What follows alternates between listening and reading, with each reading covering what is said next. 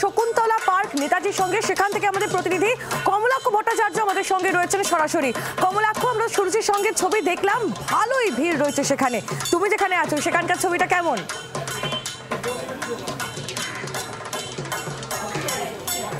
দেখো, চমকের পর চমক, যেখানেই যাচ্ছি শহর কলকাতায় একদিকে বৃষ্টি পাচ্ছি এবং অন্যদিকে চড়া রোদও পাচ্ছি, তার মধ্যে কিন্তু প্যান্ডেল হপিংয়ের অন্ত নেই।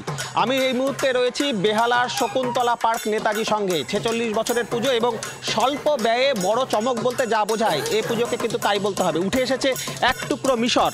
বুবাইয়ের ক্যামেরার মাধ্যমে সেই ছবি এই মুহূর্তে মণ্ডপের ছবি তোমার সামনে তুলে ধরছি, যেখানে থিম এবার নামকরণ হয়েছে উড়ন্ত, অর্থাৎ একদিকে মুক্তি, অন্যদিকে মিশরের ইজিপ্টের যে পায়রা নিয়ে তাদের যে অর্থনীতি গড়ে উঠেছে ইজিপ্টের জনজাতির, সেই পায়রা নিয়ে অর্থনীতির একটা চিত্র কিন্তু এই মণ্ডপে অভিনবভাবে তুলে ধরা হয়েছে। এবং তার সঙ্গে সঙ্গে গোটা মণ্ডপ জুড়ে যে সাজসজ্জা, যে অলঙ্করণ, তা কিন্তু সত্যি এবার বিশেষভাবে চমকের দাবি রাখে।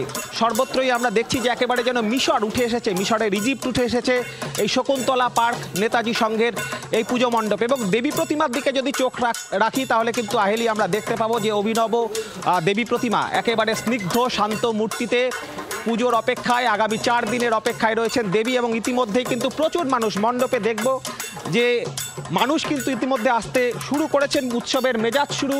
এবং একটু আমি কর্মকর্তা উদ্যোক্তা যারা রয়েছেন তাদের সঙ্গেও কিন্তু একটু কথা বলে নেওয়ার চেষ্টা করব যে এবারের যে বক্তব্য উড়ন্ত, এর মাধ্যমে কি তুলে ধরতে চেয়েছেন আপনারা? আমরা এবারে তুলে ধরতে চেয়েছি যে আমাদের মিশরে ইজিপ্টে যে পায়রা চাষ করে যে ওখানকার মানুষ জীবিকা নির্বাহ করতেন, সেটাকে আমাদের মণ্ডপে তুলে ধরার চেষ্টা করেছি। আর পায়রা মুক্ত খাঁচা, যে পাখিকে যে খাঁচার মধ্যে আটকে রাখা যায় না, সেটাকেই আমরা আমাদের মণ্ডপের মধ্যে তুলে ধরার চেষ্টা করি।